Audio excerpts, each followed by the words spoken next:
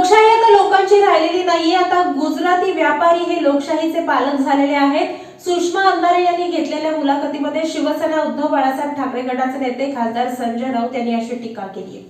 लोकशाही लोकांची राहिली नाही, गुजरातचे व्यापारी लोकशाहीचे पालक झालेत, अशी टीका शिवसेना उद्धव ठाकरे गटाचे खासदार संजय राऊत यांनी केली आहे. संजय राऊतांची मुलाखत शिवसेना उद्धव ठाकरे गटाच्या खासदार सुषमा अंधारे यांनी पुण्यात घेतली. यावेळी ते बोलत होते. तसेच बाळासाहेब ठाकरे अत्यंत प्रामाणिक राजकारणी होते. पोटात एक असं कधीच नव्हतं, असंही ते यावेळी म्हणाले. संजय राऊत म्हणाले, मी बाळासाहेबांचा माणूस आहे, त्यामुळे मला कशाचीही भीती नाही. बाळासाहेबांनी मला 28व्या वर्षी सामनाचं संपादक केलं. तोपर्यंत मला अग्रलेख कसा लिहितात हे सुद्धा माहिती नव्हतं, पण बाळासाहेबांनी संपादक केलं म्हणून मी विश्वास ठेवून जबाबदारी स्वीकारली. आमच्या माणसांना ईडीनं चौकशीसाठी बोलावलं म्हणून ते घाबरले. मी त्यांना म्हटलं, बिंदास जा. मी केवळ पत्रकारिता केली नाही, तर राजकारणासाठी जे काही लागतं ते सगळं केलं. आमच्यासाठी शिवसेना हा केवळ पक्ष नव्हता, तर मराठी माणसांसाठी उभी केलेली चळवळ आहे. तुम्ही जेव्हा चळवळीत उतरता तेव्हा तुम्हाला भीती खुंटीला टांगून ठेवावी लागते. मी अनेक वेळा अयोध्येत आंदोलनाला गेलोय, रक्तपात पाहिलाय. 75 वर्षांपूर्वी असं काहीच नव्हतं. अटकेची भीती नव्हती, मात्र गेल्या 5-10 वर्षात ही अटकेची तयारी ठेवावी लागते. बाळासाहेब ठाकरे अत्यंत प्रामाणिक राजकारणी होते. पोटात एक असं नव्हतं. त्यांना नाही म्हटलेलं आवडत नव्हतं. त्यांनी एखादं काम सांगितलं की त्यांना कारणं सांगितलेली आवडत नव्हती. तुम्ही ते काम यशस्वी करूनच परत या, असं ते सांगत होते. मी जेव्हा बोलतो तेव्हा माझ्या भाषेत तुम्हाला काय आक्षेपार्ह वाटतं ते सांगावं. बाळासाहेबांनी विरोधकांना उत्तर देण्यासाठी सामना वृत्तपत्र काढलं, असंही संजय राऊत म्हणाले. मी जरी शिवसेनेचा असलो तरी व्यासपीठावर अशा प्रकारचा कधीच पक्षीय नसतो. दुसरा असा की मी जरी शिवसेनेचा नेता असलो, सामनाचा संपादक असलो, तरी गेल्या 40 वर्षामध्ये माझ्यावरती एवढे शिक्के आहेत की हा शरद पवारांचा माणूस आहे, मग म्हणतात हा काँग्रेसचा माणूस आहे, त्याच्या आधी मला म्हणायचे हा कॉम्रेड डांगेंचा माणूस आहे. त्याच्यामुळे मी नक्की कोणत्या पक्षाचा, पण मी नेहमी सांगतो मी शिवसेनेचाच आहे. मी बाळासाहेब ठाकरेंबरोबर माझ्या आयुष्यातली उमेदीची सगळी वर्ष घालून, आणि आज मी जो काय आहे तो फक्त बाळासाहेब ठाकरे शिवसेना या 4 अक्षरामुळे आहे. आता ज्या माणसाने बाळासाहेब ठाकरेंबरोबर अख्खं आयुष्य काढलं त्याला भीती कशी वाटेल?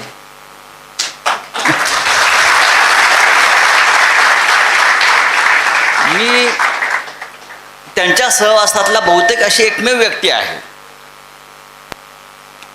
त्यांनी मला वयाच्या 28व्या वर्षी सामनाचं संपादक केलं होतं, बरं का. 28व्या वर्षी सामनासारख्या एका राजकीय वृत्तपत्रात, आणि तोपर्यंत मला अग्रलेख कसा लिहितात हे माहीत नव्हतं किंवा बातमी काय असते माहीत नव्हतं, पण त्यांनी मला केला. तेव्हाही मला भीती वाटली नाही. बाळासाहेबांनी सांगितलं आहे ना, मग आपल्याला केलं पाहिजे. ठीक आहे, आम्ही पत्रकार होतो, आम्ही जर्नलिझममध्ये होतो, पण सामनासारखं वृत्तपत्र आहे, बाळासाहेब ठाकरेंबरोबर आपल्याला रोज आता काम करायचं आहे. भीती ही आता आमचे अनेक लोक आहेत. आता भीती कशी असते, मी सकाळपासून काहीतरी फोन करत होतो. आमच्या काही लोकांना आज ईडीने बोलावलं आहे. मी त्याला सांगतोय अजिबात घाबरू नकोस, बिंदास आतमध्ये जा. मी पण अनेकदा जाऊन आलो आहे. मी नुसता जाऊन आलो नाही, मी तुरुंगात पण जाऊन आलो आहे. पण शेवटी तुमचं काळीज जे आहे हे कशा प्रकारे काम करतं त्याच्यावर तुमची भीती अवलंबून आहे. मला कधी भीती वाटली नाही. मी माझ्या या 40 वर्षाच्या कारकिर्दीमध्ये फक्त पत्रकारिताच केली असं नाही, राजकारणामध्ये ज्या ज्या भयंकर गोष्टी करायच्या असतात त्या सगळ्या केलेल्या आहेत. पण इथे आपण नैतिकतेच्या गोष्टी करतो आहोत. ही तरुण मुलं आहेत, त्यांना आपण राजकीय प्रशिक्षण देतो आहोत. प्रत्येकानं आमची पिढी वेगळी होती. आमच्यासाठी शिवसेना ही बाळासाहेब ठाकरेंनी मराठी माणसाला न्याय हक्क मिळवून देण्यासाठी, मुंबईत मराठी माणूस म्हणून जगण्यासाठी ती चळवळ म्हणून आम्ही त्यात पडलो, आणि मग आम्ही त्या प्रवाहामध्ये इथपर्यंत आलो. आणि त्यासाठी ज्या ज्या गोष्टी आम्हाला कराव्या लागल्या बाळासाहेबांबरोबर त्या आम्ही सगळ्या केलेल्या आहेत. आता ते कदाचित त्या गोष्टीची गरज पडणार नाही, पण तुम्ही आंदोलनामध्ये असता, चळवळीमध्ये असता, तेव्हा तुम्हाला या गोष्टी कराव्या लागतात, आणि तेव्हा तुम्हाला भीती ही बाजूला खुंटीला टाकून ठेवावी लागते. माझ्याबरोबरचे माझे अनेक सहकारी गोळीबारात मेलेले आहेत. 69 हुतात्मे जे झाले शिवसेनेचे, किंवा आम्ही बेळगावला गेलो होतो, मी अयोध्येमध्ये अनेकदा गेलेलो आहे त्या आंदोलनामध्ये. आम्ही डोळ्याने बघितलेलं आहे, रक्तपात बघितलेला आहे, हिंसाचार पाहिलेला आहे, माणसं मरताना पाहिलेली आहेत. भीती कसली असते? माणूस काय करतो? आपला विरोधक एक तर तुरुंगात टाकतो किंवा गोळी मारतो. या दोन्हीची आपण तयारी ठेवली पाहिजे. ज्या प्रकारचं आपण काम करतोय राजकारणात, ज्या संघटनेचं काम करतोय, ही तयारी असेल तर तुम्ही आता सध्याच्या राजकारणात, पूर्वी नव्हतं, 75 वर्षापूर्वीच्या आपण जो सांगताय त्या 75 वर्षात असं नसेल, पण गेल्या 5-10 वर्षामध्ये आहे. ही तुमची तयारी मानसिक असायला पाहिजे. सर, युवा संसद आहे आणि युवा संसदेत अनेक युवक आहेत. तुम्ही युवक असताना बाळासाहेबांशी जोडले गेलात आणि युवक असताना जसं तुम्ही म्हणालात की 28व्या वर्षी आपण सामनाचे संपादक झालात. जसं संजय आवटे म्हणाले की एकाच पक्षाचे 2 लोक आहेत. मी संजय आवटेंना पण आणि सभागृहाला पण हे आठवण करून दिली पाहिजे की आत्ता मी मंचावर येताना माझी ओळख जी करून दिली ती गणराज्य संघाच्या अध्यक्षा अशी करून दिली. आणि मी गणराज्य संघाची आधी अध्यक्षा म्हणून या मंचावर आले होते आणि गेली 5-7 वर्ष या संस्थेच्या ॲडव्हायझरी पॅनलवर काम करते आहे. सो संस्थेचा भाग म्हणून ही मुलाखत घेत आहे. आणि मी जे प्रश्न आत्ता विचारणार आहे हे प्रश्न काही पत्रकारांचे प्रश्न आहेत जे माझ्यापर्यंत पोचलेले आहेत. काही प्रश्न हे विद्यार्थ्यांचे आहेत जे माझ्यापर्यंत आलेले आहेत. काही प्रश्न सामान्य नागरिकांचे आहेत. त्यामुळे खात्री बाळगा की ही मुलाखत अजिबातच वन वे मॅच निघणार नाही. वन वे मॅच काढणे हा देवेंद्रजी आणि मोदीजींचा अत्यंत स्तुत्य उपक्रम आहे आणि आम्ही त्याचे भागीदार होऊ इच्छित नाही. आम्ही फेर लढाई खेळणारे आहोत. सो अतिशय फेर मुलाखत होईल. हा प्रश्न असा होता सर की युवा संसद आहे, आपण युवक म्हणून जोडले गेलात. युवक म्हणून आपली सुरुवातीची कारकीर्द आणि बाळासाहेबांनी आपल्यावर दाखवलेला विश्वास याच्याशी निगडीत, कारण ही सगळी स्ट्रगलर आणि नवीन सुरुवात करणारी मुलं आहेत. आम्हाला आवडेल एखादी आठवण आपल्याकडून ऐकायला. तुम्ही ज्या नेत्याबरोबर काम करता किंवा तुम्ही जो नेता निवडता आणि तुम्ही जेव्हा त्या नेत्याच्या जवळ असता तेव्हा त्या नेत्याचा विश्वास तुमच्यावरती असावा लागतो आणि तो विश्वास तुम्ही मिळवावा लागतो. सुदैवाने आम्ही तो मिळवला. तुम्हाला बाळासाहेब ठाकरेंच्या कामाची पद्धत कदाचित माहीत नसेल, पण बाळासाहेब ठाकरे जसे बाहेर तुम्ही चित्र पाहता तसे ते प्रत्यक्षात नव्हते. बाळासाहेब ठाकरे खूप प्रामाणिक मनाचे, सरळ, पोटात एक अशा प्रकारचं त्यांचं नव्हतं. त्यांना नाही बोललेलं आवडत नसायचं. म्हणजे एखादी गोष्ट त्यांनी सांगितली, तुम्ही ज्याला आदेश म्हणता की बाळासाहेबांचा आदेश नाही, बाळासाहेब सांगायचे. जेव्हा ते बाळासाहेब एखादी गोष्ट आम्हाला उत्स्फूर्तपणे सांगायचे की आपल्याला एक करून घ्यायचं आहे, तेव्हा आम्ही कारणं सांगत नाही. त्यांना कधीच सांगितली नाहीत कारणं. कोणतंही कारण त्यांना माझ्यासारख्या माणसानं सांगितलं नाही. का आमचे जे काही वरिष्ठ सहकारी मनोहर जोशी असतील, आमचे दत्ताजी साळवी होते, वामनराव माडिक होते, नंतर माझ्याबरोबरचे लोक, त्यांना कधीही कारणं सांगितलेली आवडत नव्हती. मी सांगितलं म्हणजे विचारपूर्वक सांगितलेलं आहे आणि तुम्ही हे यशस्वी करून आलं पाहिजे. बरं, त्यांचं असंही नव्हतं जे आपल्या इतिहासामध्ये वेडात दौडले वीर मराठे सात, नाही, तुम्ही परत यायलाच पाहिजे कामगिरी फत्ते करून सुखरूप. अगदी. हे बाळासाहेब ठाकरे होते आणि त्यांच्याबरोबर बाळासाहेब ठाकरेंसारखा नेता होणार नाही. नेते खूप आहेत महाराष्ट्रात, आजही आहेत, त्याआधी होते, पण बाळासाहेब ठाकरे एकच. सर, आत्ताचं एकूण राजकारण बघता आणि युवा पिढीचा, जसं मगाशी सांगितलं गेलं की राजकारण म्हणजे वाईट आहे, राजकारण म्हणजे सगळंच खराब आहे. या सगळ्या नवीन युवा पिढीला हे राजकारण, सशक्त युवा पिढीला सशक्त राजकारण उभं करता येईल का? कारण या मंचाचा हेतूच हा आहे की सशक्त राजकारणी तयार झाले पाहिजे, सशक्तपणे संसद चालली पाहिजे.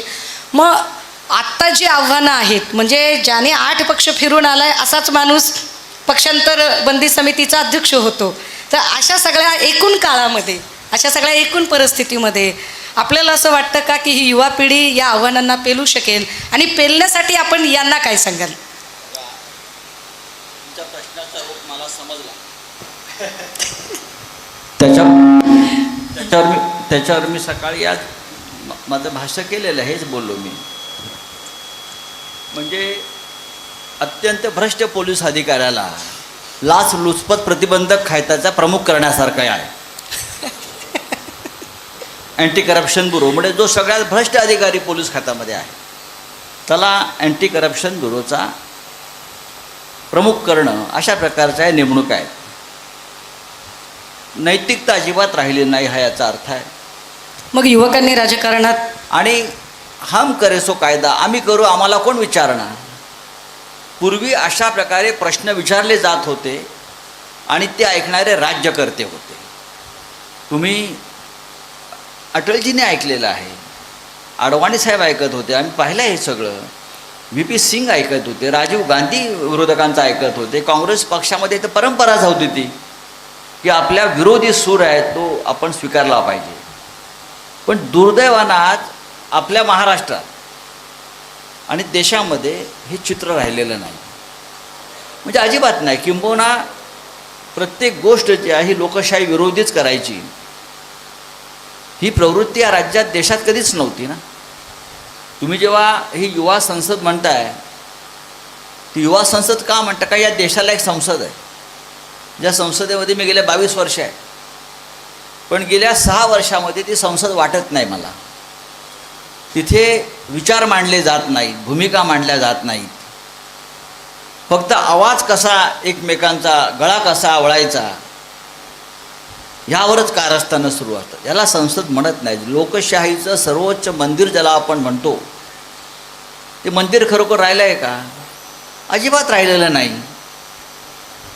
देशात आपला भारत देशात काय, देशात जगातली सगळ्यात मोठी लोकशाही कुठे आहे? सगळ्यात मोठी लोकशाही, याच्यावर कोणी चर्चा करत नाही. सरळ सरळ या महाराष्ट्रामध्ये पक्षांतर घडलेलं आहे. एक पक्ष ताकदीच्या आणि केंद्रीय तपास यंत्रणांच्या दहशतवादाने एक पक्ष फोडला आणि ते दुसऱ्या पक्षात गेले. घटनेचं 10वं शेड्यूल सांगताय की डिस्क्वालिफाय, अपात्र ठरायलाच पाहिजेत, तरीसुद्धा त्यांना पात्र ठरवण्यासाठी सर्वोच्च न्यायालयापासून ते विधानसभा अध्यक्षापर्यंत यंत्रणा जेव्हा राबवल्या जातात आणि परत ज्याने हे सगळं खून केलं आहे, या खुनाला मदत केली आहे, हा साथीदार आहे खुनाचा, त्याला तुम्ही त्या संपूर्ण खुनी महामंडळाचा अध्यक्ष करताय. आज कुठे देशामध्ये लोकशाही आहे? सर कुठे जर संसद आहे? इतकी नकारात्मक परिस्थिती असेल तर अशा नक्कीच आहे. नकारात्मक वातावरणात या सगळ्या युवकांनी राजकारणात यावं नाही, यायला पाहिजे. आमच्यासारखी माणसं अजूनही का टिकून आहेत? आम्हाला आशा वाटते की हे चित्र बदलायचं असेल तर या नवीन लोकांनी राजकारणात आलं पाहिजे, आवाज उठवायला पाहिजे, बोलत राहिलं पाहिजे, आपला मतदानाचा हक्क बजावायला पाहिजे, आपल्या कुटुंबात, आपल्या गावात, आपल्या शहरामध्ये ही जागृती केली पाहिजे. हेच जर त्या गटारात वाहून जायला लागली ही तरुण मुलं, उठसूट हे नारे द्यायचे, काही काय चाललं आहे देशामध्ये? तरुणांना नोकरी नाही आहे, रोजगार नाही आहे. विद्यापीठ हे बेरोजगार निर्माण करण्याचे कारखाने आहेत. या देशाचे प्रमुख म्हणतात पकोडे तळा, आणि आमचे लोक टाळ्या वाजवतात पोरं, त्यांना आनंद वाटतो याच्यामध्ये. हे कोणाला चुकीचं बोलतात असं वाटत नाही. आणि ते जर बोलत असतील कोणी अशा प्रकारे तर त्यांना बाजूला केलं जातं किंवा त्यांचा काटा काढला जातो किंवा त्यांच्यावर बहिष्कार टाकला जातो किंवा त्यांना मूर्ख ठरवलं जातं. गेल्या आपल्या ब्रिटिश काळामध्ये सुद्धा अशा प्रकारची व्यवस्था नव्हती, हे मी सांगतो नेहमी. यांच्यापेक्षा इंग्रज बरे होते असं लोक म्हणायला लागले. बाळासाहेब ठाकरे नेहमी सांगायचे, मग ते काँग्रेसच्या वेळेला सांगायचे, या काँग्रेसींपेक्षा इंग्रजी बरे होते. पण आज दुर्दैवानं आम्ही ज्या पक्षासाठी लढत होतो त्या पक्षाच्या बाबतीमध्ये म्हणजे भारतीय जनता पक्षासाठी आम्हालाही बोलावं लागतं. अभिव्यक्ती स्वातंत्र्याचा मुद्दा आता आपण ओघाने घेतलात की एखादा जर माणूस बोलत असेल तर पहिल्यांदा एक तर त्याच्याकडे दुर्लक्ष केलं जातं किंवा दुसऱ्या टप्प्यावर त्याचा उपहास केला जातो, टिंगल केली जाते, किंवा तिसऱ्यांदा त्याला विरोध म्हणून आयदर त्याला कंडम ठरवलं जातं किंवा त्याच्यावर काही बालंट आणली जातात. अशा सगळ्या स्थितीमध्ये तुमच्यावर टीका प्रचंड होते, अर्थात ती विरोधकांकडून होते. काही लोक अगदीच कधी कधी बिलो द बेल्ट जाऊन सुद्धा बोलायचा प्रयत्न करतात. ह्या सगळ्या टीका होताना त्याला अत्यंत शिवसेनेवरचा प्रत्येक हल्ला ज्या ताकदीने तुम्ही परतवून लावता, तुमची भाषा तेव्हा तितकीच टोकदार होते. आणि मग पत्रकार किंवा ऑफ द रेकॉर्ड लोक असं सांगत राहतात की अरे संजय राऊतांची भाषा फार जहरीली भाषा आहे, फार टोकदार बोलत आहेत ते. प्रश्न असा आहे सर की ही सगळी जहरीली आणि टोकदार भाषा किंवा ज्या द्वेषाने आपण लढताय, भूमिका मांडताय, पत्रकार म्हणून मांडता की शिवसैनिक म्हणून मांडता? दोन्ही म्हणून मांडतो. बघा, जे मी जेव्हा बोलतो, पण मी नेहमी विचारतो की मी काय चुकीचं बोललोय मला दाखवून द्या. माझ्या भाषेमध्ये तुम्हाला काय आक्षेपार्ह वाटतंय मग सांगा रे. मी आता बोलतो आहे, मी जे आता तुमच्याशी चर्चा करतो आहे, म्हणजे आपण एकदा प्रश्न विचारला पत्रकारांनी आणि आपण थुंकलात. प्रश्न आहे माझ्याकडे आणि मग त्याने खूप वादग्रस्तता झाली. चुकीच्या पद्धतीने घेतला. मी म्हटलं माझ्या दातामध्ये काहीतरी अचानक अडकलं. आता त्याने ज्याचं नाव घेतलं आणि त्यात थुंकण्याचा काय संबंध आहे का, मग लोकांनी ठरवायचं. बरोबर. त्यात माझ्या भाषेचा काय संबंध आला मला सांगा जरा. अगदी बरोबर. आला का? नाही. कोण थुंकत नाही. जेव्हा बेमानी या देशाशी, राज्याशी आणि समाजाशी करणाऱ्या व्यक्तींचा उल्लेख होतो तेव्हा समाज त्यांच्यावर थुंकतोच ना. थुंकायचं ना, ते का फुलं फेकायची का? कोण आहात तुम्ही? तुम्ही या महाराष्ट्राला खड्ड्यात घालायला निघालेला. तुम्ही या मराठी माणसाचं नाव खराब करता या देशामध्ये. जो मराठी माणूस दिल्लीमध्ये अभिमानात छाती पुढे काढून चालत होता, ज्याच्यासाठी आमच्या आधीच्या पिढीने आम्ही संघर्ष केला, पुढे करत राहतील, तुम्ही ते सगळं मातीत मिळवून टाकलं. राजकीय मतभेद असू शकतात, राजकीय मतभेद असायला पाहिजे तर लोकशाही टिकेल. यापूर्वी आमच्यावर पण टीका झाली. बाळासाहेब ठाकरेंवर टोकाची टीका झालेली आहे. बाळासाहेबांनी ती सहन केल्या, उत्तर दिलं. त्यासाठी त्यांनी मार्मिकचा वापर केला, व्यंगचित्रांचा वापर केला, सामना काढला. त्यासाठी उत्तर देण्यासाठी त्यांनी सामना काढला विरोधकांना, बरं का. त्यांनी अशा प्रकारचं घाणेरडं राजकारण केलं नाही या महाराष्ट्रामध्ये. सर, तुम्ही कधी राज ठाकरेंचे जवळचे मित्र असता? अजूनही आहे.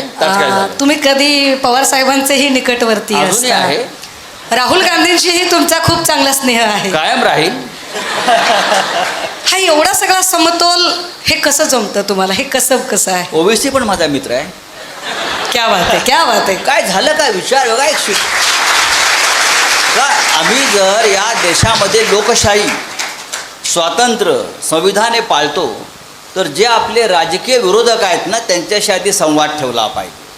मी जेव्हा म्हणतो की मी बाळासाहेब ठाकरेंचा अनुयायी आहे, त्यांच्याकडून मी काय शिकलो? त्यांनी मला आधी सांगितलं की जे आपले टीकाकार आहेत, प्रखर टीकाकार आहेत, त्यांच्याशी संवाद ठेवला पाहिजे. बाळासाहेब ठाकरेंची एक सवय होती, ते सगळे वृत्तपत्र वाचायचे. तेव्हा हे इलेक्ट्रॉनिक मीडिया जो आपण आज आहे तो नव्हता. आम्ही त्यांच्याकडे असायचो, बसायचो, त्यांना वाचून दाखवणं, अनेक गोष्टी आम्ही करायचो. सगळ्यात आधी बाळासाहेब काय वाचायचे? सगळ्यात आधी बाळासाहेब त्यांच्यावर टीका असलेला अग्रलेख वाचायचे. तो वाचल्यावर ज्याने तो लिहिला आहे टीकाकार, त्याला फोन करून त्याही चर्चा करायची आणि म्हणायचे तुम्हाला भेटायला आहे, मग आपण त्या विषयावर बोलू. हे बाळासाहेब ठाकरे. त्यानंतर ते काय वाचायचे? वृत्तपत्रात जी पत्र असतात, वाचकांची पत्र, त्यात वाचकांची वेदना असते, दुःख असतं, टीका असते, ती वाचायची. आणि मग त्यातले जे टीकात्मक जे विषय असायचे त्याची ते नोंदी करून त्या संदर्भात आपली भूमिका आपापल्या लोकांना मांडायला सांगायची. टीकाकारांशी चर्चा आपण बोललं पाहिजे. शरद पवार आणि बाळासाहेब ठाकरे यांच्यातला वाद संवाद सगळ्यांना माहिती आहे, तो असायलाच पाहिजे, आताही असेल. आपण ओवेसींचेही मित्र आहात असं म्हणालात. असं आहे की अनेक मुद्द्यांवर जेव्हा ते बोलतात तेव्हा ते त्याच्यामध्ये अनेक लॉजिक असतात. अगदीच. तो बॅरिस्टर आहे, तो कायदा शिकलेला आहे आणि जो याने या देशाचं संविधान वाचून काही मुद्दे मांडले आहेत, ठीक आहे, ते मला पटत नसतील म्हणून त्याला मी देशाचा शत्रू ठरवणार नाही.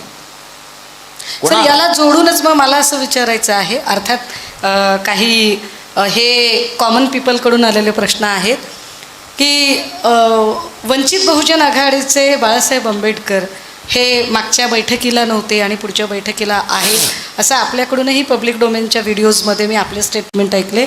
वंचित बहुजन आघाडीबद्दलची शिवसेनेची भूमिका काय आहे आणि पुढची वाटचाल कशी असणार आहे? वंचित बहुजन आघाडी चर्चेला नाही हे काय मी मान्य करत नाही. प्रकाश आंबेडकर हे अनेक वर्ष राजकारणामध्ये आहेत. त्यांनी त्यांचा पक्ष स्थापन केलेला, एक आघाडी स्थापन केली आहे. 2019 साली त्यांना लोकसभेसाठी खूप चांगलं मतदान झालं, चांगले उमेदवार त्यांनी दिले होते. आणि त्यानंतर असं वाटलं की जर आपल्याला या देशावर हुकुमशाहीचा पराभव करायचा असेल तर हे सगळे घटक आपण एकत्र घेतले पाहिजे. प्रकाश आंबेडकर आणि शिवसेनेशी आधीच युती झालेली आहे, पण महाविकास आघाडीत त्यांचा सहभाग नव्हता. तो आता त्यांचा सहभाग लवकरच होईल. आणि मला असं वाटतं की प्रकाश आंबेडकर हे ज्या पद्धतीनं महाराष्ट्रामध्ये अनेक भागात जाऊन भूमिका मांडत आहेत, ती भूमिका आणि आमची भूमिका सारखी आहे की या देशामध्ये जी एकाधिकारशाही आहे, संविधानाची जी मोडतोड सुरू आहे, जी दहशतवाद सुरू आहे, तो खतम केला पाहिजे, हे प्रकाश आंबेडकरांचं म्हणणं आहे. त्याच्यामुळे अशा प्रवृत्तींना मदत होईल अशा प्रकारची कोणती भूमिका प्रकाश आंबेडकर घेतील असं वाटत नाही, प्रत्यक्ष किंवा अप्रत्यक्ष. ते महाविकास आघाडीची ए टीमच असतील. त्यावेळेला त्यांच्यावर ते म्हणतात ते कोणाची बी टीम वगैरे आहे ते मला मान्य नाही. प्रकाश आंबेडकरांशी आमची अनेकदा चर्चा झालेली आहे, सविस्तर चर्चा झालेली आहे. उद्या महत्त्वाची बैठक आहे आमची आणि त्या बैठकीला आम्ही त्यांना अगदी अधिकृतपणे सन्मानानं निमंत्रित केलेलं आहे. सर, राज्यातल्या काही मुद्द्यांवर थोडंसं येऊया. मराठा आंदोलकाचा प्रश्न आहे आणि प्रश्न असा आहे की मनोज जरांगे यांचं मराठा आरक्षणाचं आंदोलन सुरू होतं. आंदोलन सोडवण्यासाठी एकनाथ शिंदे मुख्यमंत्री महोदय तिकडे पोहोचले.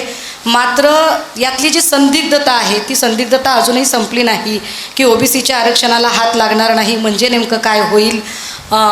मराठा समुदायाला आरक्षण आम्ही देतोय याची फक्त अधिसूचना आहे, तो अध्यादेश नाही. आणि या सगळ्यांमध्ये मनोज जरांगे पुन्हा एकदा आंदोलनासाठी सक्रिय झालेत अशी ही चर्चा ऐकायला मिळते. या सगळ्या पार्श्वभूमीवर काय मराठा आंदोलकांचा एकूण एकनाथ शिंदे साहेबांकडून दिशाभूल होते राज्य सरकारकडून? एकनाथ शिंदे हे राज्याचे मुख्यमंत्री या क्षणी आहेत, पण मी त्यांना महाराष्ट्राचा नेता मानायला कधीच तयार नाही. ते नेते नाही आहेत महाराष्ट्राचे की त्यांचं ऐकावं. हल्ली चित्र असा या राज्याचं, आम्ही असं मानतो की ते घटनाबाह्य पद्धतीनं त्या पदावर बसलेले आहेत. जरी ते कोणते राहुल नार्वेकर त्यांनी काही निर्णय दिला असला तरी माझं स्पष्ट मत आहे, या महाराष्ट्राच्या जनतेचं मत आहे की ते त्या पदावर अत्यंत बेकायदेशीरपणे विराजमान आहेत आणि ते स्वतःला नेता सिद्ध करण्यासाठी काय निर्णय घेतील कधी हे मला सांगता येत नाही. मुळात त्यांच्यात ती क्षमता नाही आहे हे सगळं घडवण्याची. म्हणजे वाशीमध्ये ज्या पद्धतीने शिंदे साहेब गेले, मराठा समुदायाचे नेते कुणीही पवार घराण्याशी संबंधित असू शकत नाही, मीच आहे हे नरेटिव्ह कुठेतरी सेट करण्याचा प्रयत्न होता की अजितदादांना चेकमेट करण्याचा प्रयत्न होता? बघा, हा त्यांचा अंतर्गत काही घोटाळा असेल राजकारणाचा तर त्यातनी पडणार नाही. भुजबळ साहेब असं म्हणतायत की जो काही शिंदे साहेबांनी निर्णय घेतला त्याच्यात आम्हाला विचारलंच नाही, त्यांनी त्यांचा घेतला. मला जे काय राजकारण कळतं इतक्या वर्षाचं, त्याच्यामध्ये मला एवढंच माहिती आहे, जेव्हा एखादा मुख्यमंत्री भूमिका मांडतो तेव्हा ती संपूर्ण सरकारची भूमिका असते. सरकारची भूमिका मांडत असताना त्यांच्या कॅबिनेटमधले एक सहकारी वेगळी भूमिका घेऊन मुख्यमंत्र्यांना आव्हान देत असेल तर तो त्या सरकारच्या विरुद्ध बंड करतो आहे. अशा वेळेला मुख्यमंत्री त्या मंत्र्याला बरखास्त करण्याची शिफारस राज्यपालांना करतो. ज्या अर्थी आतापर्यंत देवेंद्र फडणवीस यांची एक भूमिका आहे, मुख्यमंत्री वेगळी भूमिका मांडत आहेत, छगन भुजबळ वेगळी भूमिका मांडत आहेत, याचा अर्थ सरकारमध्ये किंवा कॅबिनेटमध्ये बेबनाव आहे. आणि म्हणून माझी त्या मुख्यमंत्री जर खरोखर क्षमतेचे असतील तर अशा प्रकारे बेबनाव करणाऱ्या दोन्ही दोन्ही उपमुख्यमंत्र्यांना आणि ते मंत्री भुजबळ आहेत त्यांना बरखास्त करण्याची शिफारस त्यांनी राज्यपालांना केली पाहिजे. या मंत्र्यांना मी बडतर्फ करतो आहे. हिंमत आहे तर ते नेते. आपण बेबनाव असा शब्द वापरला. किंवा मग हे ठरवून करतायत एकमेकांना मूर्ख बनवण्यासाठी. तू ओबीसीची भूमिका घे, मी मराठ्याची भूमिका घेतो, आपण दोघांना मूर्ख बनवूया, असं असू शकेल. पण शिंदेसाहेब आंदोलनाच्या ठिकाणी गेले त्यावेळेला दोन्ही उपमुख्यमंत्री गैरहजर होते. म्हणजे शिंदेसाहेब या दोघांवरती कुरघोडी करतायत, किंबहुना अजितदादा बॅकफुटला जात आहेत का? कुरघोडी करण्याची क्षमता त्यांच्यामध्ये नाही. मग मला एक सांगा, मी सुषमा शिंदे प्रश्न विचारतात की सूचक बोलत आहेत की मला कळत नाही आहे. पण माझा मुद्दा असा आहे, सुषमा अंधारे, एकनाथ शिंदेंच्या संदर्भात तुमची जी भूमिका आहे की ते अवैध पद्धतीनं, आता संजय राऊत साहेबांनी सांगितलं की अवैध पद्धतीनं, घटनाबाह्य पद्धतीनं ते आता सत्तेमध्ये आलेले आहेत. आणि तुमचा मुद्दा असा आहे की आता जनतेच्या दरबारामध्ये, जनतेच्या न्यायालयामध्ये आम्ही जाणार आहोत. तर नक्की तुमची भूमिका काय? या सगळ्या सरकारच्या विरोधामध्ये जनतेच्या दरबारात दाद मागायची म्हणजे तुम्ही काय करणार आहात? आम्ही पहिल्या दिवसापासून सांगत होतो की विधानसभा बरखास्त करा आणि पुन्हा निवडणुकांना सामोरं जा. या सरकारची हिंमत नाही आहे हे करण्याची. मुंबईसह 14 महानगरपालिका किंवा जिल्हा परिषद, जर तुम्हाला जनता न्यायालयात किंवा जनतेच्या मनात काय आहे समजून घ्यायचं असेल तर तुम्ही निवडणुका हा एकमेव मार्ग आहे. कोणताही पक्ष धाडसानं सांगणार नाही जा निवडणुका आत्ता घ्या. आम्ही सांगतो घ्या. तुम्ही मुंबई महानगरपालिका, पुणे महानगरपालिका, ठाणे असेल, 14 महानगरपालिका गेल्या, त्याला ते न्यायप्रविष्ट आहे असं एक्सक्यूज देतात. कसलं न्यायप्रविष्ट आहे? तुम्ही कधी न्याय मानायला लागला? तो न्याय व्यवस्था तुमच्या हातामध्ये आहे. न्याय व्यवस्था तुमची गुलाम आहे. हां, तुम्ही न्याय आणि न्याय व्यवस्थेच्या गोष्टी करणं हा मूर्खपणा आहे. म्हणजे हे लोकांना मूर्ख बनवताय तुम्ही. तुम्ही आत्ता निवडणुका घ्या. आमची तयारी आहे. जेव्हा आम्ही हे ठामपणे सांगतो तेव्हा आम्हाला माहिती आहे हे घटनाबाह्य पद्धतीनं बसलेलं सरकार आहे. त्यांना जितका वेळ काढायचा आहे तितका ते काढून सत्तेवर राहतील. दरम्यानच्या काळामध्ये कसब्याची पोटनिवडणूक झाली एक पुरावा म्हणून, आणि कसब्याच्या पोटनिवडणुकीमध्ये चिंचवडला पण झाली. पण कसब्याची फार महत्त्वाची होती कारण कसबा हा भाजपचा बालेकिल्ला, गिरीश बापटांचा बालेकिल्ला. कसब्याच्या बालेकिल्ल्यामध्ये भाजपचा पराभव झाला आणि महाविकास आघाडीचा उमेदवार निवडून आला. होय, त्याचं तुम्ही कसं विश्लेषण करता? बघा, कसब्याची निवडणूक झाली, महाविकास आघाडीचा उमेदवार आम्ही जिंकला. ही ज्याला तुम्ही एक एक एक एक चाचणी परीक्षा लिटमस ते. त्यानंतर त्यांची गिरीश बापट यांच्या निधनानंतर लोकसभेची पोटनिवडणूक घ्यायची हिंमत झाली नाही. आम्ही वारंवार सांगतो ना, गिरीश बापट यांना जाऊन वर्ष होऊन गेलं जास्तच. विधानसभा कसब्याची हरल्यावर तिथेच बापटांच्या जागी पोटनिवडणूक घ्यायची हिंमत त्यांची झाली नाही. चंद्रपूर, तिथे सुद्धा एक खासदार आमचं निधन झालं काँग्रेसचे. आमचं म्हणणं आहे पोटनिवडणूक घ्या. पोटनिवडणूक घेतली नाही. महाराष्ट्रामध्ये कोणत्याही प्रकारची निवडणूक घेण्याची हिंमत जे सरकार दाखवत नाही ते सरकार घटनाबाह्यच आहे. तुम्ही कोणत्या पद्धतीनं राज्य करताय? या पद्धतीनं राज्य करणार असाल तर तुम्हाला खाली खेचावंच लागेल. त्यांना कुठलीच निवडणूक घ्यायची नाही आणि तरीही त्यांना कुठलीच निवडणूक घ्यायची नाही आणि तरीही लोकसभा निवडणुकीमध्ये मात्र 400 पार हा आत्मविश्वास कसा आहे? ज्या दिवशी या देशातली जनता रस्त्यावर उतरून EVM जाळेल, बरं का, जगात कुठेच EVM नाही आहे. हा EVMचा आत्मविश्वास, हा मशीनचा आत्मविश्वास आहे. भाजपा जिंकत नाही, मशीन जिंकते. हे आता याच्यावरती माझी खात्री पटलेली आहे. मी स्वतः EVMचा समर्थक कधी काळी होतो की नाही, आपण विज्ञानाकडे, तंत्रज्ञानाकडे जायला हवं हे मी सांगायचो. पण अलीकडच्या काळात विशेषतः मध्य प्रदेशचे निकाल ज्या पद्धतीनं लागले ते लागूच शकत नव्हते. मला माहिती आहे. तेव्हा मला वाटलं की गडबड आहे. मलाही वाटतंय गडबड आहे. EVM जर नसेल तर भारतीय जनता पक्ष ग्रामपंचायत पण जिंकणार नाही. हे माझं आता पक्क खातं. विरोधकांचं म्हणणं असं आहे की EVM जर आहे तर तेलंगणात पण निकाल लागला. EVM जर आहे तर महानगरपालिका निवडणूक घेण्याची भीती का वाटते? विरोधकांचं किंवा भाजपच्या लोकांचं म्हणणं असं असतं की जेव्हा विरोधक हरतात तेव्हा EVM आणि जेव्हा जिंकतात तेव्हा काय? मग EVM मध्ये घोटाळा आहे हा किडा टाकणारे भाजपवालेच आहेत ना. जेव्हा काँग्रेस जिंकत होती तेव्हा सगळ्यात आधी EVMमध्ये कसा घोटाळा आहे आणि आपण EVMच्या विरुद्ध न्यायालयात जायला पाहिजे हे सांगण्यासाठी सगळ्यात आधी किरीट सोमय्या पुढे आले. त्याने शिवसेना भवनामध्ये बाळासाहेब ठाकरेंसमोर एक प्रेझेंटेशन केलं. त्यानंतर डॉक्टर सुब्रमण्यम स्वामी कोर्टात गेले आणि देशभरामध्ये EVM घोटाळ्यासंदर्भात लोकांना जागरूक करण्याचं काम तेव्हा भारतीय जनता पक्ष करत होता. हाच भारतीय जनता पण पक्ष. याच्यात एक तांत्रिक मुद्दा असा आहे सर की EVMवर शंका काँग्रेसही घेतं, आम आदमी पार्टीही घेते, आपणही आता घेत आहात. जर सगळ्या पक्षांना EVMवर शंका आहे तर हे जे सगळे म्हणजे गैर भाजपा असणारे सगळे पक्ष एकत्रितपणे संसदेमध्ये ही भूमिका का उचलत नसतील की अगर आप हमारे नोट गिन सकते हो तो आपको हमारे वोट भी गिनने पडेंगे आणि बॅलेट पेपरवर हे सगळं करून झालेलं आहे. निवडणूक आयोगाकडे सर्वपक्षीय बैठका झालेल्या आहेत. पवार साहेब आहेत का याच्यात? बघा, निवडणूक आयोग झाला, सर्वोच्च न्यायालयामध्ये आपण जाऊन आलो. पण या सगळ्या घटनात्मक संस्था एक दोन व्यक्तींच्या गुलाम म्हणून काम करणार असतील तर तुम्हाला कसा न्याय मिळेल? आज या देशाची जी लोकशाही आहे ही लोकशाही लोकांची राहिली नसून त्या लोकशाहीला गुजरातचे एक दोन व्यापारी हे त्या लोकशाहीचे मालक झालेले आहेत. अशा वेळेला तुम्ही कसा काय न्यायाची अपेक्षा करता? अजिबात नाही होणार ते.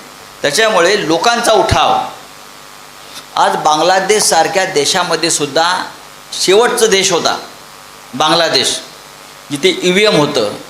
अर्थात त्या EVM भारतातूनच जात होत्या, इथेच बनवून जात होत्या कॉन्ट्रॅक्ट. त्यांनीसुद्धा विरोधी पक्षानं आंदोलन सुरू केल्यावर निवडणुका बॅलेट पेपरवरती केल्या. तुम्हाला माहिती आहे का, मध्य प्रदेशमध्ये ज्या निवडणुकांचे निकाल लागले तेव्हा सुरुवातीला सर्व मतदारसंघातले पोस्टल बॅलेट मोजले जातात आणि पोस्टल बॅलेट म्हणजे पोस्टल मतदान हे कागदावरती असतं. जवळजवळ 199 मतदारसंघामध्ये काँग्रेस पक्ष आघाडीवर होता. मी मानतो तो ट्रेंड आहे. तो ट्रेंड जो बॅलेट पेपरवरती आला आणि ते मतदान हे देशभरातून होत असतं. शासकीय कर्मचारी असतील, सैनिक असतील, बाहेर गेलेले इतर काही लोक असतील, त्यांचं मतदान आहे आणि ते मोठ्या प्रमाणात असतं. मध्य प्रदेशमधल्या 199 ठिकाणी जवळजवळ काँग्रेस पक्ष त्या ट्रेंडनुसार आघाडीवर होता. पण जेव्हा इलेक्ट्रॉनिक म्हणजे EVMचं मतदान झालं तेव्हा तो ट्रेंड कसा बदलू शकतो? ट्रेंड हा ट्रेंड असतो. ह्याच्यावरून मला पूर्ण खात्री पटते की दया कुछ तो गडबड है. मुलाखत अतिशय रंगतदार होतीये, पण मला थोडंसं जरा उत्तरार्ध आणि समारोपाकडे सरकावंसं वाटतंय आणि महत्त्वाचे 2-3 प्रश्न त्यातले विचारायचे आहेत. त्यातला एक प्रश्न जो सगळ्या पत्रकारांच्या मनातला प्रश्न आहे की सर आपण रोज बोलता आणि रोज नवीन बोलता, आपण जे काही सकाळी बोलता त्याने अख्ख्या दिवसभराचा या सगळ्या पत्रकारांचा अजेंडा सेट होतो. ही रोज पत्रकार परिषद घेण्याची ही अभिनव कल्पना आपल्या मनात कशी काय आली आणि हा रोज नवा अजेंडा जेव्हा आपण सेट करता तेव्हा नेमकी काय डोक्यात काय कल्पना असते सर? एक मी वारंवार याचा खुलासा केला, मी कधीच पत्रकार परिषद घेत नाही. तुम्ही जो सकाळचा उल्लेख करता हा अजेंडा मी सेट करत नाही, पत्रकार सेट करतात. मी जेव्हा सकाळी खाली उतरतो तेव्हा ते माझ्यासमोर असतात. पण तुम्ही जे बोलता तेव्हा मी नंतर माझ्या दिवसभर आयुष्यामध्ये चर्चा होते. कधी कुठल्या पत्रकाराला फोन केलेला नाही की आज मला बोलायचं आहे. नाही, पूर्वी पत्रकारांना मंत्रालय किंवा असं बीट असायचं. आता म्हणजे- पत्रकारांना संजय राऊत हे बीट आहे. हो, हे हे हे शिवसेनेचं यश आहे. क्या बात आहे, क्या बात आहे. बहुत बहुत. हे शिवसेनेचं यश आहे की शिवसेनेतल्या एका नेत्याचं बीट बनवलं जातं आणि त्याच्याकडे सकाळी पत्रकारांची ड्युटी लावली जाते. इतकंच नव्हे तर माझी गाडी कुठे गेली तर माझ्या मागे यांच्या 5-10 गाड्या फिरत असतात. हे कुठे जात आहेत, हे काय करतायत, हे कोणाशी बोलतायत. हे मी असं म्हणतो ही शिवसेनेची ताकद आहे की शिवसेना काय बोलते आहे, शिवसेना काय सांगते आहे, शिवसेना काय विचार करते आहे हे लोकांपर्यंत त्यांना पोचवायचं आहे. पण मी कधीही स्वतःहून पत्रकार परिषद हा प्रकार जो आहे हा केलेला नाही. ते येतात, ज्या दिवशी ते यायचे बंद होतील मी नाही बोलणार. मला काय हौस आहे? नाही, मी लिहितो. माझा अग्रलेखसुद्धा बातमी होते रोज. क्या बात. सर अनेक पक्षांमध्ये अनेक प्रवक्ते असतात, आपण मुख्य प्रवक्ते आहात शिवसेनेचे आणि जे वेगवेगळ्या पक्षाचे प्रवक्ते आणि नेते असतात काही नॅशनल पॉलिटिक्समध्ये त्याच्या संबंधाने भाष्य करतात, तर काही जण स्टेट पॉलिटिक्सच्या संदर्भाने भाष्य करतात. आपण नॅशनल आणि स्टेट दोन्हीवरती तितक्याच ताकदीने अभ्यासपूर्ण भाष्य करता, हे ठीक आहे. पण प्रश्न असा आहे की सध्या राष्ट्रीय राजकारणाच्या अजेंड्यामध्ये प्रभू श्रीराम अजेंड्यावर आणणे आणि राज्याच्या राजकारणामध्ये मराठा OBC वाद जाणीवपूर्वक लावून देणे, याच्या मागची नेमकी कार्यप्रेरणा भाजपाची काय असेल, काय वाटतंय आपल्याला? भाजपची कार्यप्रेरणा मी मानत नाही. कार्यप्रेरणा हा शब्द जो होता हा आम्ही ज्या भाजपबरोबर काम केलेलं आहे, आम्ही सगळ्यांनी बाळासाहेबांच्या वेळेला, अटलजी असतील, अडवाणी असतील, मुरली मनोहर जोशी, महाराष्ट्रात गोपीनाथराव मुंडे असतील, प्रमोद महाजन होते, या सगळ्यांबरोबर काम करताना कार्यप्रेरणा हा शब्द मी मान्य करतो. आता कारस्थान प्रेरणा आहे, कपट प्रेरणा आहे, त्याला तुम्ही कार्य हा शब्द वापरू नका. हा खूप पवित्र शब्द आहे, कार्य. आज मला ते दिसत नाही. आज पावलोपावली या राजकारणामध्ये महाराष्ट्राच्या कपट आणि कारस्थान हे कधीच नव्हतं. आम्ही खूप वर्ष राजकारण जवळून पाहिलेलं आहे, केलेलं आहे बरं का. बाळासाहेबांसारखा निष्कपट राजकारण या देशाच्या राजकारणात नव्हतं. निष्कपट म्हणतो मी त्यांना, निरागस. बरं, इतरसुद्धा अनेक राजकारणी आम्ही जवळून बघितले. अगदी वसंतराव नायकांपासून, आम्ही लहान होतो पण बाळासाहेबांबरोबर प्रत्येक ठिकाणी जायची आम्हाला संधी मिळाली. बॅरिस्टर अंतुले असतील, वसंतदादा पाटील असतील, विलासराव देशमुख असतील, राजकारण हे काम मर्यादेपर्यंत केलं. पण 24 तास राजकारणाच्या नावाखाली कारस्थान आणि कपट हे गेल्या 5-10 वर्षामध्ये जे दिसतं आहे, ही आपली राजकीय संस्कृती अजिबात नाही, ना देशाची ना आपल्या राज्याची. सुषमा अंधारेंनी मगाशी राम मंदिराचा उल्लेख केला. राम मंदिराच्या उद्घाटनाला उद्धव ठाकरे गेले नाहीत आणि उलट पक्षी काळाराम मंदिरामध्ये त्यांनी पूजा वगैरे त्या दिवशी केली. तर राम मंदिराचं उद्घाटन टाळणं आणि काळारामाकडे जाऊन पूजा करणं, याच्यामध्ये काय औचित्य, काय लॉजिक? त्याच्यावर खुलासा आम्ही केलेला आहे. राम मंदिर लढ्यामध्ये सगळ्यांइतकं शिवसेनेचेही योगदान आहे. आरोपपत्र जर आपण वाचलं त्या संदर्भात, त्यातलं मी एक आरोपी आहे. CBIच्या विशेष न्यायालयासमोर मी किमान 8 ते 9 वेळा हजर राहिलो साक्ष देण्यासाठी. आम्ही तिथे होतो, आम्ही बऱ्याच गोष्टी केल्या, पण आम्ही त्याचं अवडंबर नाही माजवलं. बाळासाहेब ठाकरेंनी मुंबईतून जी रसद पाठवली, जी कुमक पाठवली पुढल्या गोष्टी घडवण्यासाठी, त्या रेकॉर्डवर आहेत. बाळासाहेब ठाकरेंना आरोपी म्हणून लखनौला जावं लागलं. जे प्रमुख आरोपी होते लालकृष्ण अडवाणी, मुरली मनोहर जोशी, अशोक सिंगल आणि बाळासाहेब ठाकरे, बरोबर. तरीसुद्धा इकडली पोरं म्हणतात भाजपची, तुमचं योगदान काय? आम्ही नुसते फलाटावर गेलो आणि परत नाही आलो. आम्ही तिथे पोचलो, आमचे खासदार होते सगळे, त्यांना अटका झाला. सतीश प्रधान आमचे आहेत, ते अगदी टोकापर्यंत गेलेले आम्ही पाहिलेले. मला तिथे खडसे वारंवार दिसायचे, एकनाथ खडसे. मी सांगतो ना, काय सांगताय तुम्ही? अशा वेळेला हा कार्यक्रम एका पक्षाचा जर 16 होत असेल तर तिथे आम्ही का हजर राहावं? आम्ही जाऊ ना. त्या तंबूमध्ये राम असताना आम्ही वारंवार गेलो आहे. सगळ्यात जास्त मी गेलो आहे तिथे, आधीही गेलो आहे, नंतरही गेलो आहे आणि यापुढे आम्ही जाऊ. आम्ही असं ठरवलं की ज्या कार्यासाठी शिवसेनेनं इतकं मोठं योगदान दिलेलं आहे, ते मंदिर उभं राहत आहे, आपण तिथे नाही आहोत. पण योगायोग बघा, बाळासाहेब ठाकरेंचं योगदान नाकारलं भारतीय जनता पक्षानं. पण प्रभू श्रीरामानं तारीख कोणती निश्चित केली तर 22 जानेवारी, म्हणजे बाळासाहेब ठाकरेंच्या वाढदिवसाच्या पूर्वसंध्येला. आम्ही बाळासाहेबांचा वाढदिवस हा नेहमी 1 दिवस आधी साजरा करतो अनेकदा, 22 आणि 23 2 दिवस. म्हणजे प्रभू श्रीरामानं सुद्धा काय बुद्धी दिली आणि काय मुहूर्त काढला तर 22 तारीख बाळासाहेबांचा वाढदिवस 23ला आहे. मग आम्ही ठरवलं की 22 आणि 23 तारखेला आपण प्रभू श्रीरामाच्या संदर्भात जे सगळ्यात महत्त्वाचं स्थान आहे अयोध्येनंतर, ते पंचवटी आहे, नाशिक आहे, जिथे खरं रामायण घडलं, जिथे रामानं खऱ्या अर्थानं धनुष्याला जो प्रत्यंचा लावला रावणाच्या विरुद्ध, ती जागा तीच आहे जिथे रावणानं शूर्पणखेचं नाक कापलं, ती तीच जागा आहे. आणि अयोध्येत जाण्याआधी राम वनवास संपला तेव्हा भरत रामाला जो घ्यायला आला तो पंचवटीत, आणि रामाचा पहिला राज्याभिषेक झाला तो पंचवटीत, नंतर अयोध्येत झाला. म्हणजे त्या अर्थानं राम महाराष्ट्राचा पण राजा आहे. आम्ही ठरवलं इथे करायचं आणि आम्ही तो तिथे सोहळा साजरा केला. त्या चुकीचं काय आहे? तिथे प्रधानमंत्री होते आणि इथे आमचे उद्धव ठाकरे होते. ठीक आहे ना. उलटा जरा प्रश्न विचारायचं म्हटलं तर मुळात राम मंदिराच्या उन्मादाबद्दल बरंच बोललं जातं. किंबहुना मंदिर बांधणं हे काही सरकारचं काम नाही अशी पण टीका केली जाते. त्याला सोमनाथ जीर्णोद्धाराचा आणि पंडित नेहरूंचा संदर्भ दिला जात असतो. मंदिर बांधणं हे सरकारचं काम नाही आहे, बरोबर आहे. बांधलं, न्यायालयाचा आदेश होता, त्या ट्रस्टने बांधलं. नरेंद्र मोदी आहे, 11 दिवस उपवास करत बसले.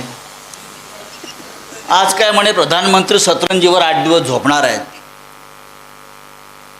महात्मा गांधींनी जेव्हा काम सुरू केलं तेव्हा त्याला कळलं की देशाच्या 70% जास्त लोकांच्या अंगावरती वस्त्र नाही, तेव्हा त्यांनी वस्त्राचा त्याग केला आणि आयुष्यभर पंचा नेसून फिरले. हे आयुष्यभर सतरंजीवर झोपणार आहेत का? हे नाटकं काय सांगताय तुम्ही? ते थंड पाण्याने आंघोळ करताना दाखवत होते लोकांना, पाणी नाही आंघोळीला. इथे उपवास केला.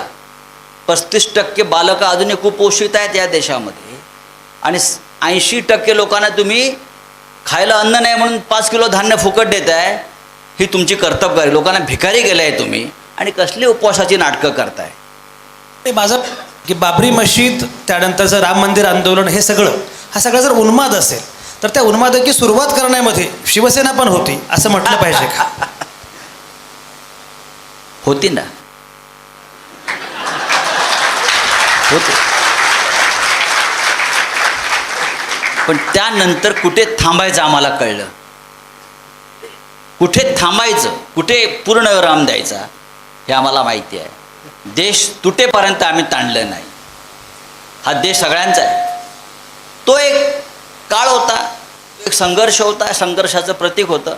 ते झालं, आम्ही थांबलो आणि परत हा देश एक संघ म्हणून सगळ्यांना घेऊन आम्हाला पुढे जायचं हे ठरवलं बाळासाहेब ठाकरेंनी. आम्ही सगळ्यांनी ठरवलं ते. सर, राष्ट्रीय राजकारणाचा विषय निघाला आणि राष्ट्रीय राजकारणाचा विषय आता निघाला. सकाळची बातमी आपल्या सामना वर्तमानपत्रातली आहे. नितीश कुमारांनी 8व्यांदा पलटी मारली. इंडिया आघाडीला एका अर्थाने खिंडार पडल्यासारखी अवस्था झालेली आहे अशी विरोधकांना बोलण्याची संधी मिळाली. या सगळ्यांमध्ये आम आदमी पार्टी असेल किंवा तृणमूल काँग्रेस असेल, राष्ट्रवादी काँग्रेस आणि सगळ्याच वेगवेगळ्या प्रादेशिक पक्ष असतील, या सगळ्यांना एकत्रित ठेवण्यात आपणही इंडिया आघाडीच्या याच्या शिल्पकारांपैकी एक आहात. भाजपाच्या अजस्त्र ताकदीपुढे जर असं हे तोडाफोडीचं जर राजकारण सुरू असेल तर इंडिया आघाडी कसा काय टिकाव धरेल आणि त्याचा रोडमॅप काय असेल?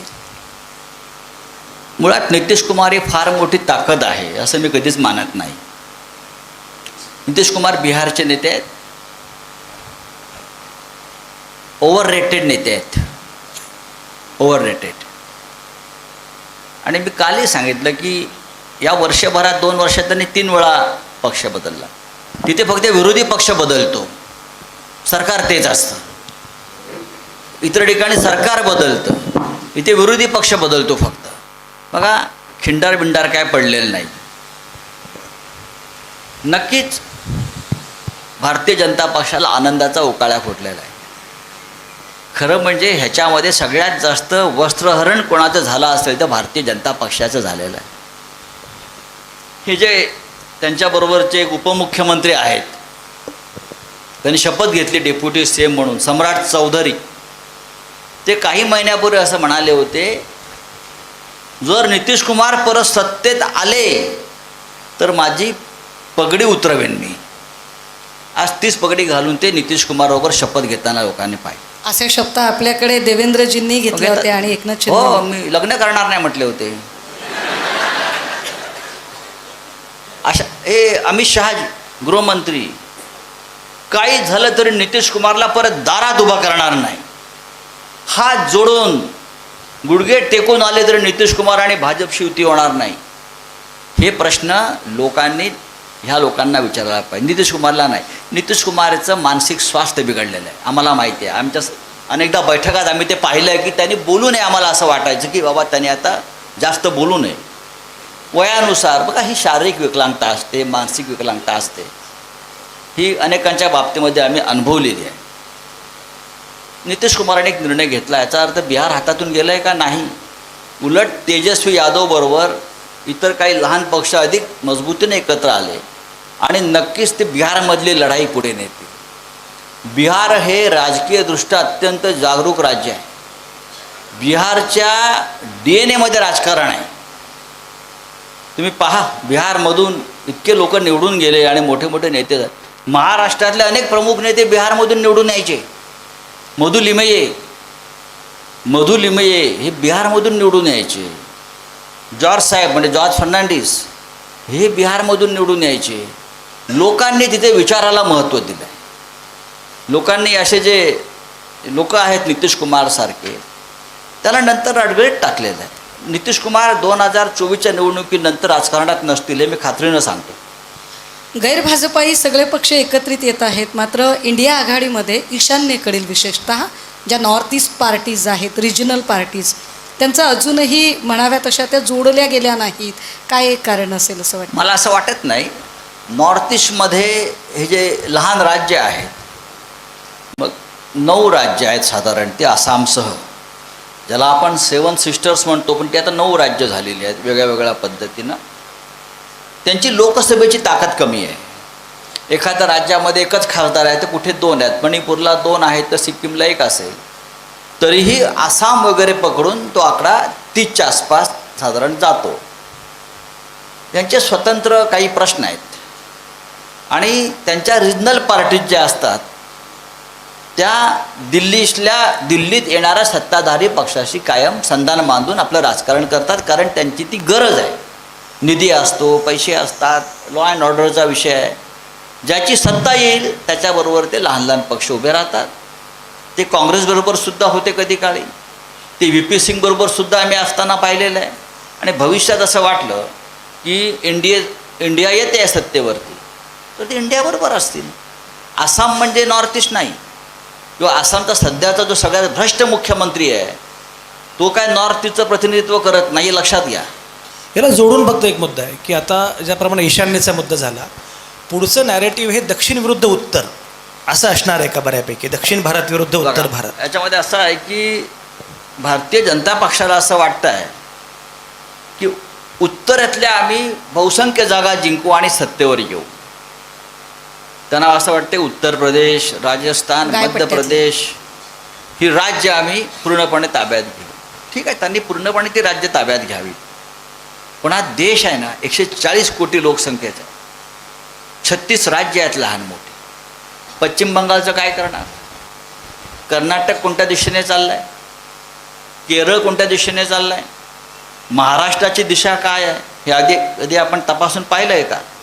बिहारमध्ये सुद्धा भारतीय जनता पक्षाला आणि नितीश कुमारला या वेळेला यश मिळताना कठीण आहे.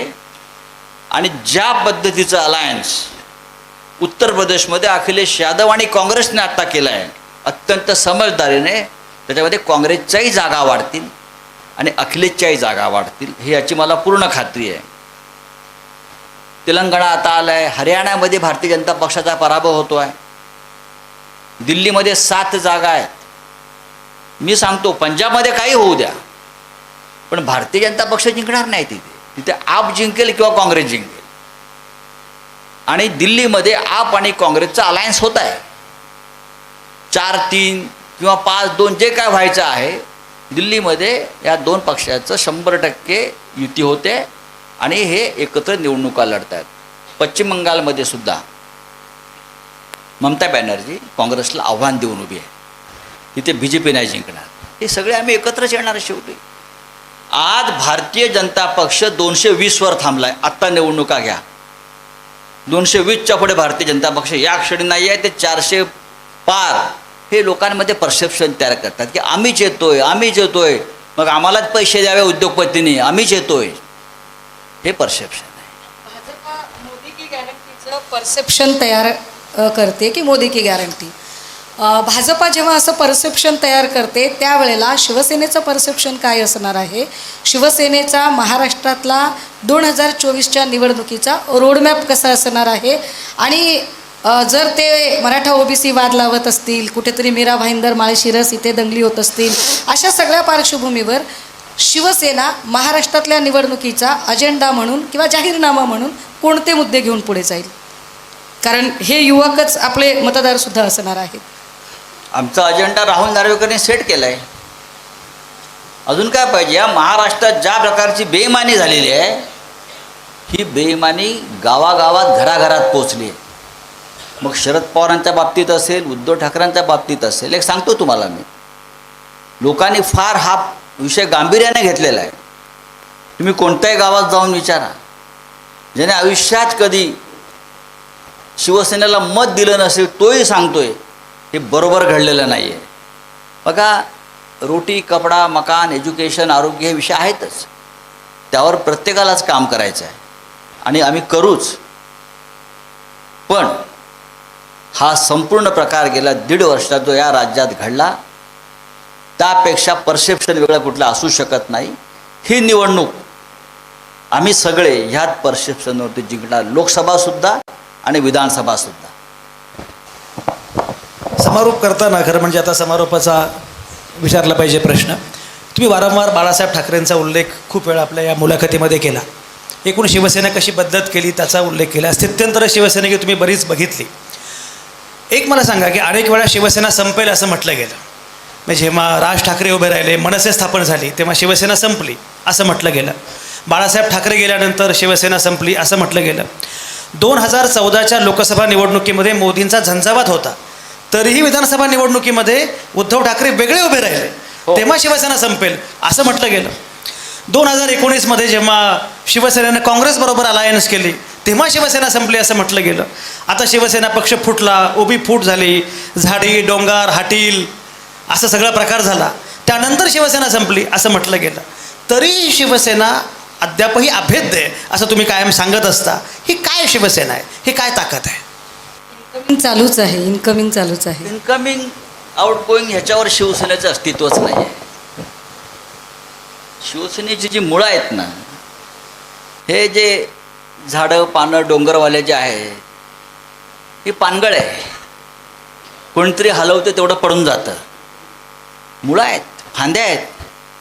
इतके वर्ष आम्ही बाळासाहेब ठाकरेंनी हा पक्ष काय उगाच उभा केला आहे? बाळासाहेब ठाकरेंनी हा पक्ष काय इलेक्शन कमिशनला विचारून उभा केला काय? बाळासाहेब ठाकरेंनी हा पक्ष काय मोदीला विचारून उभा केला? इलेक्शन कमिशनला विचारलं नाही म्हणून पंचायत झाली ना परवा. नाही विचारू द्या, जो आहे तो पक्ष आम्ही पुढे घेऊन गेलोय ना. हे लोक इतके ऐकतायत, त्यांचा अंतरात्मा काय सांगतोय पहा. कोणाची शिवसेना खरी आहे, कोण मुळात हा प्रश्नच उद्भवत नाही आहे.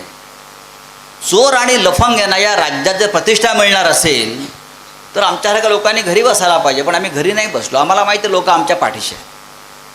बाळासाहेब ठाकरेंवरती जी श्रद्धा लोकांची आजही इतक्या वर्षानंतर आहे ना, हा एक चमत्कार आहे.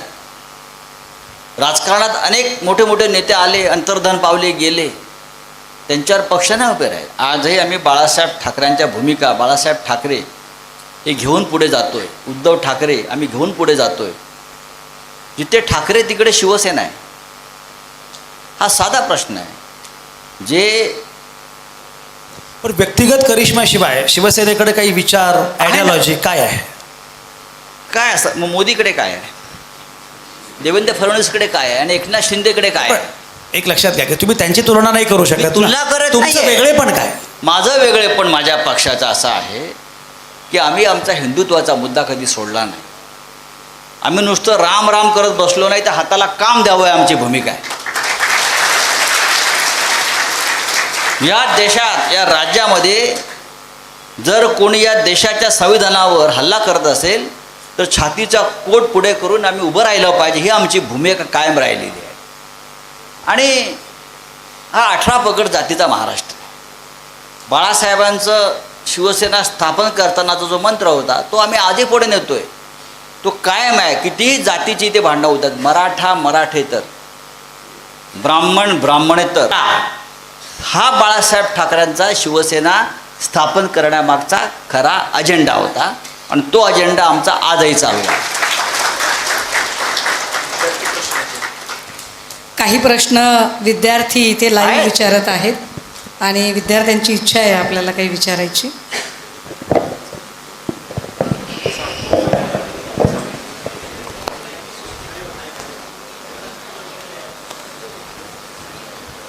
कुठं आहे? विद्यार्थ्यांनी प्रश्न विचारण्याच्या आधी आपलं पूर्ण नाव आणि गाव विद्यार्थ्यांचे सगळे सांगायचं. प्रश्न विचारलेत आपण, यापेक्षा काय वेगळं आहे? बरं घ्या. ऐन वेळेला सुचले असतील काही. हॅलो, नमस्ते. मी गणेश दत्तात्रय दसपडकर, तालुका राजगड, जिल्हा पुणे. माझा प्रश्न आदरणीय संजयजी राऊत साहेब आपणास आहे. सध्याच्या राजकारणात पक्षनिष्ठा खूपच ढासळली आहे असे वाटत नाही का? निष्ठा ढासळली आहे असे वाटते. पक्षनिष्ठा ढासळली, आता हे तुम्ही रोज पाहताय. बिहारमध्ये काल आपण पाहिलं आहे, महाराष्ट्रात आपण पाहिलं आहे. पक्षनिष्ठा ढासळली असली, पक्षनिष्ठा, तरी आजही निष्ठेला महत्त्व आहे, लक्षात घ्या. या राज्यामध्ये आजही निष्ठा महत्त्वाची आहे. आणि ही निष्ठा जी आहे, हा विचार जो आहे हा घेऊन जाणारे आजही जे लोक असतात ते पुढे जातात आणि असंख्य लोक त्या प्रवाहात सामील होतात. पक्षनिष्ठा आणि वैचारिक निष्ठ्यात फरक आहे. शिवसेना हा पक्ष कायम निष्ठेच्या पायावर उभा राहिला. आमच्याकडे काय आत्ताच लोक सोडून गेले का? बाळासाहेब ठाकरे असताना लोक सोडून गेले, मोठे मोठे. राज ठाकरे गेले, नारायण राणे गेले, भुजबळ गेले, त्याच्या आधी गेले. पण त्याच निष्ठेच्या ताकदीवरती पक्ष उभा आहे. इतरसुद्धा पक्ष, काँग्रेस पक्ष संपला का? नाही ना. काँग्रेस पक्षाविषयी आजही मोदीला भीती वाटते ना, कारण आजही निष्ठावंत असंख्य लाखो कार्यकर्ते त्या पक्षाच्या प्रवाहात सामील आहेत. त्याच्यामुळे पक्षनिष्ठा आणि निष्ठ्यात फरक आहे. मी श्वेता फडतरे, तालुका इंदापूर, जिल्हा पुणे. माझा प्रश्न संजय राऊत सर यांच्यासाठी आहे. लोकशाहीचा चौथा स्तंभ खरोखरच निर्भीडपणे काम करतोय का? लोकशाहीचा चौथा स्तंभ हा निर्भीडपणे काम करण्याचं सध्या फक्त नाटक करतोय. पण मोदी समोर आला की हा स्तंभ असा वागतो. म्हणजे जसं अडवाणी साहेबांचं एक फार सुंदर वाक्य आहे आणीबाणीमध्ये. इंदिरा गांधींनी असं म्हणतात की वृत्तपत्रांवरती बंधनं लादली, सेन्सॉरशिप लादली. त्यात फार तथ्य नव्हतं. आमच्या मार्मिकलाही टाळं लावलं होतं त्यावेळेला. मार्मिक बाळासाहेब ठाकरेंचं. आम्ही तर काँग्रेसला पाठिंबा दिला होता. विनोबा भावे काँग्रेसचे इतके मोठे थोर नेते आहे, त्यांच्यावर पण धाडी पडल्या आणि त्यांच्याकडून निघणारे वर्ध्यातून मुखपत्र त्यांच्या आश्रमाचे तेही बंद केलं होतं. तर आपला जो प्रश्न आहे चौथ्या स्तंभाचा, की काय म्हटले ते, लोकशाहीचा चौथा स्तंभ जो आहे तो भूमिका नीटपणे पार पाडत हा नाही. निर्भीडपणे. शेवटी अडवाणी असं म्हणाले तेव्हा की इंदिरा गांधींनी फक्त थोडं वाकायला सांगितलं, आपण लोटांगणं घातलीत. वृत्तपत्रांच्या बाबतीत तेव्हा ते त्यांचं ते स्टेटमेंट आहे आणीबाणीमध्ये. इंदिराजींनी आपल्याला वृत्तपत्रांना किंवा चौथ्या स्तंभाला थोडं वाकायला सांगितलं, पण आपण थेट लोटांगण घातलं. आताही साधारण मी असं म्हणतो की त्याच पद्धतीचं आहे. त्यातूनही अशी अनेक वृत्तपत्र आहेत, अशा अनेक लेखण्या आहेत ज्या ठामपणे खंबीरपणे लढतायत, लिहितायत, बोलतायत, काम करतायत. आणि मला वाटतं तो या देशासाठी, लोकशाहीसाठी आशेचा किरण आहे. सर, आणि ही किरणं कधी विझणार नाही.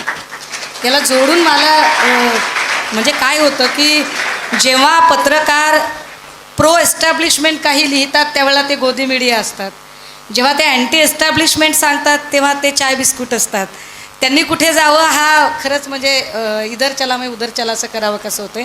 परंतु काही खरंच लोकशाहीवर चालावीत इतक्या ताकदीची सुद्धा वृत्तपत्र आहेत ना. लोकशाही चॅनलमध्ये बंद पडलं सर. आणि बंद लोकशाहीच्या पाडलं ते.